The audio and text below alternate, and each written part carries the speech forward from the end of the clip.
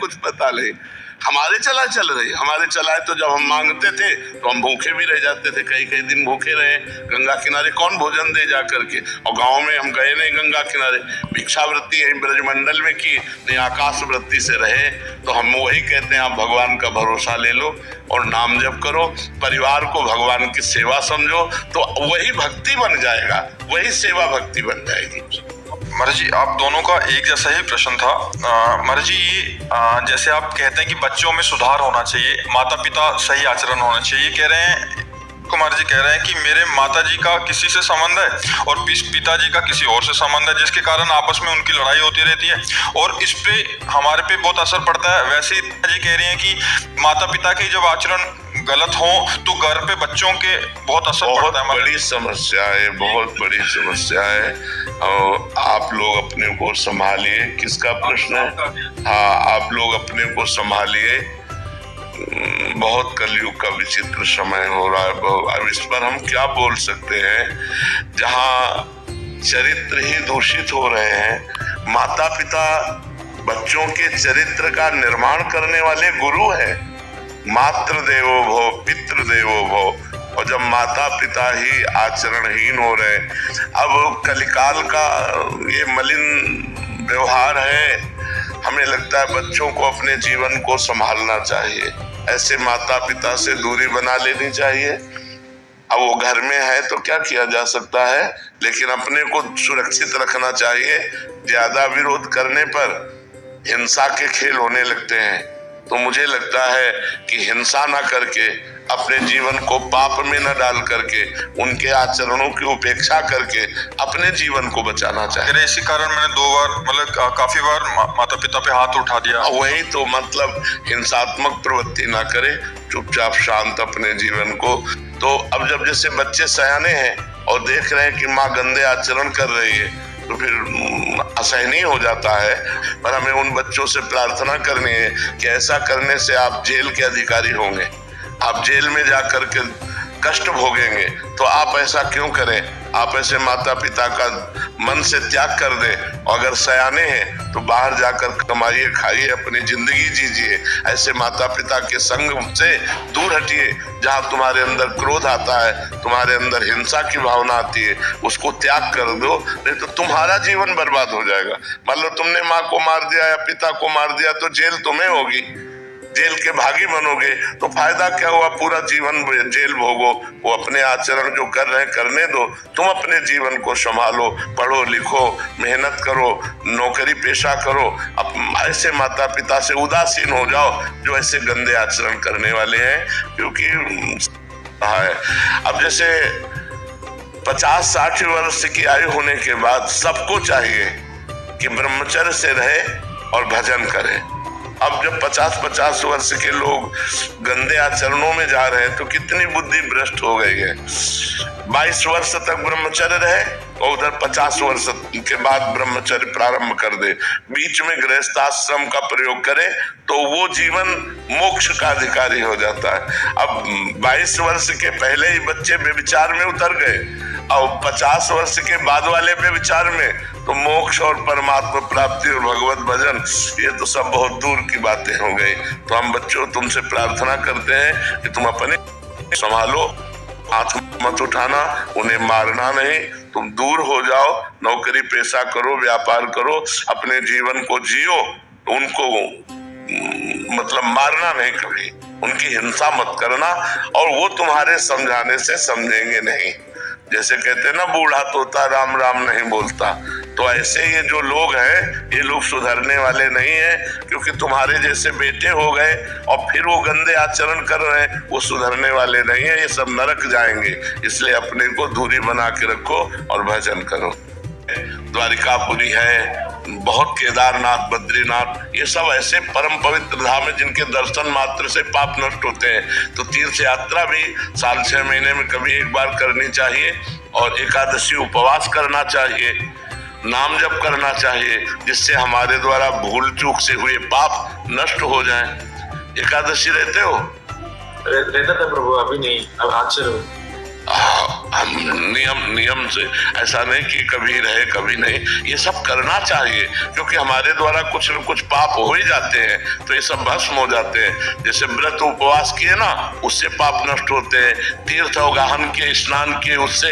ये पिकनिक मनाने वाला तीर्थ ऐसे नहीं कि तीर्थों में गए, होटल बुक कर लिए, मनमानी पापाचरण किए, मनमानी खान पान, ऐसे नहीं। एक दिन उपवास करो और तीर्थों में जाकर स्नान करो, वहां के नियमों को समझो कि यहाँ कैसे, वहां पवित्रता का कोई कार्य मत करो। संसार में पाप किया तो तीर्थों में नष्ट हो जाएगा, और तीर्थों में पाप करो। राधे राधे महाराज जी। महाराज जी, मैं अपने भीतर की नकारात्मक भावनाओं व द्वेष से मुक्त होना चाहती हूँ। मैं पूरी ईमानदारी से प्रयास करती हूँ, पर कभी कभी मन फिर से असंतुलित हो जाता है। कृपया मार्गदर्शन करें, आंतरिक शांति और सकारात्मकता कैसे पाई जाए? नाम नाम, भगवान का जितना नाम जप करेंगे तो भारी से भारी प्रतिकूलता में भी हम आनंदित रहेंगे। नकारात्मक सोच मलिन मन के द्वारा होती है, पहले इसका चिंतन करो, हमारी बात को समझो। जितना हमारा मन मलिन होगा उतने नकारात्मक सोच होगी। आजकल जो डिप्रेशन बढ़ रहा है ना लोगों का, वो मलिन मन के कारण, पाप कर्म के कारण। अगर हमारे शरीर से पाप कर्म होंगे या पाप कर्म हुए हैं तो हमें निगेटिव सोच में डालकर वो हमें चिंता, भय, उद्वेग, अशांति ये प्रदान करेंगे। यदि हम नाम जप करें तो नाम जप के द्वारा हम सारे पापों को नष्ट कर सकते हैं, और जब पाप नष्ट हो जाएंगे तो हमारी पॉजिटिव सोच हो जाएगी, सकारात्मक सोच हो जाएगी।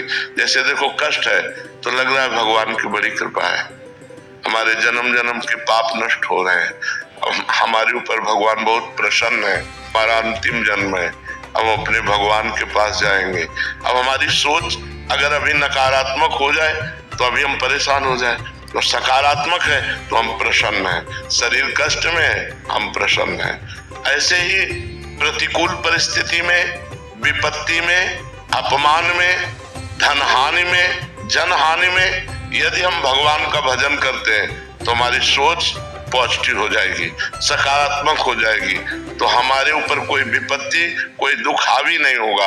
और यदि हम नकारात्मक सोच वाले बने तो धन है, सुख सुविधा है, शरीर स्वस्थ है, पर सोच सही नहीं है तो हम जल रहे हैं, हम चिंता, उद्विग्न, भय से प्राप्त हो रहे हैं। तो हमें चाहिए डट के नाम जप करो, राधा राधा राधा राधा, कृष्ण कृष्ण कृष्ण कृष्ण।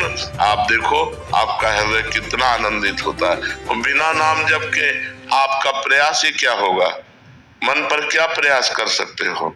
नाम जप नहीं है तो आपका अधूरा प्रयास है, और नाम जप है तो आपका पूरा प्रयास है, और आप सफल होंगे, मंगल होगा, आनंद बढ़ेगा, चिंता शोक नष्ट होंगे।